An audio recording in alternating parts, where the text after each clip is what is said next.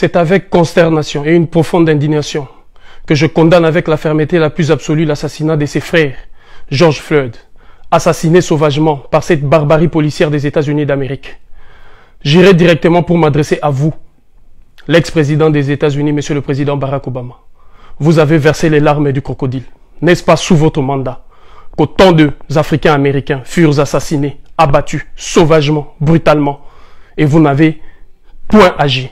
Vos condamnations molles, vos décisions molles ont fait pérenniser ces systèmes aujourd'hui qui démontrent jusqu'à preuve du contraire que c'est dans le sang, que c'est dans l'ADN de l'homme européen des États-Unis d'Amérique qu'est inscrit ces goûts au crime imprescriptible. Mes chers frères et sœurs, chers compatriotes, le peuple africain vient d'être de nouveau endeuillé. Je ne parlerai pas ici des Noirs américains parce qu'eux-mêmes ont refusé cette connotation raciale, car ils se sont définis comme les Africains américains. Et en tant qu'Africain, j'exprime ma solidarité profonde et mon attachement aux valeurs humaines les plus intransigeantes. Ces valeurs humaines et sociétales qui sont aujourd'hui bafouées par une minorité qui jadis avait sacrifié la vie des millions et des milliers, si j'ose dire, des Amérindiens, autrement connus par le nom des Indiens d'Amérique, et des Noirs africains, et aujourd'hui des Africains américains. Alors il est des devoirs de tout un chacun aujourd'hui d'apporter sa pierre à l'édifice de la condamnation, non seulement, mais à l'édifice de l'action. Et cela n'est possible qu'avec un comportement digne, un comportement anti-racial, mais digne, anti-racisme, j'allais dire, mais digne. Et ces comportements commencent d'abord, à votre échelle, que tous les Africains et l'humanité entière choqués, bouleversés par ces crimes odieux. Je vous demande à tous et à toutes de boycotter McDonald's. Il est le symbole de la puissance ou de la suprématie. Et boycott de McDonald's parce que c'est un symbole de cette Amérique raciste, ségrégationniste. Boycott du Coca-Cola.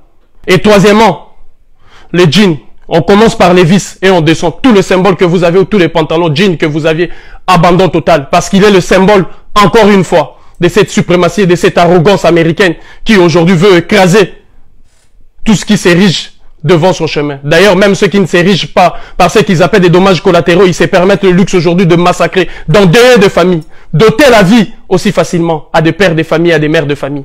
Nous condamnons cet acte. Alors, il est de la responsabilité citoyenne, morale et de notre conscience à toutes et à tous d'agir dans ce sens. Et quatrièmement, j'allais demander à tous les dirigeants africains justement d'agir, mais vous savez de quelle catégorie de personnes sont-ils?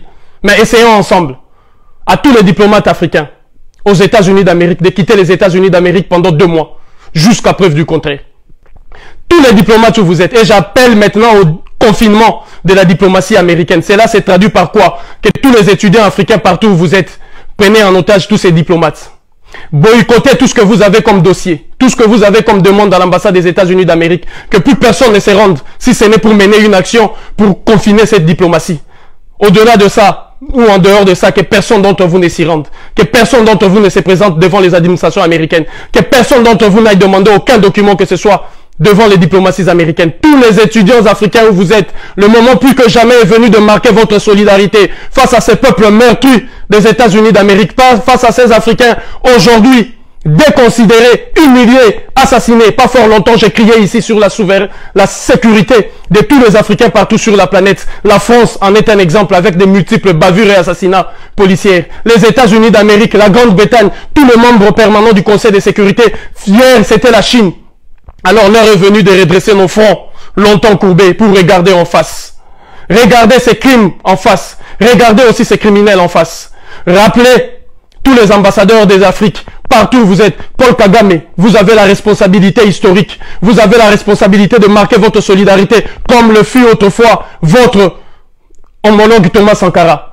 Félix Tshisekedi, la République démocratique du Congo est un grand pays par rapport aux États-Unis d'Amérique, j'allais dire. Parce que aujourd'hui, 70% de cette population africaine-américaine s'est démontré dans toutes les études qui ont été faites que 60 à 70% provenaient du Grand Congo. Et Félix Tshisekedi, vous avez la responsabilité aujourd'hui morale et historique de rappeler votre ambassadeur. Alassane Ouattara, je vous cite aujourd'hui pour que vous fassiez de même. Macky Sall, je vous cite pour que vous fassiez de même. Le président John Magufuli, je compte sur vous. Le président Uhuru Kenyatta, je compte sur vous.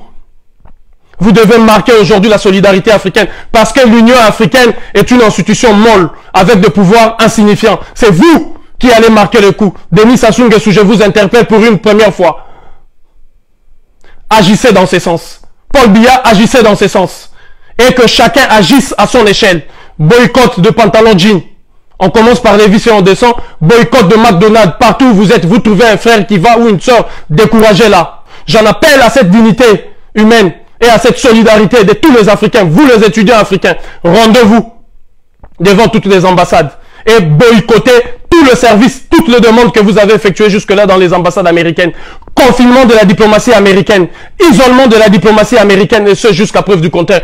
Unité, dignité, courage.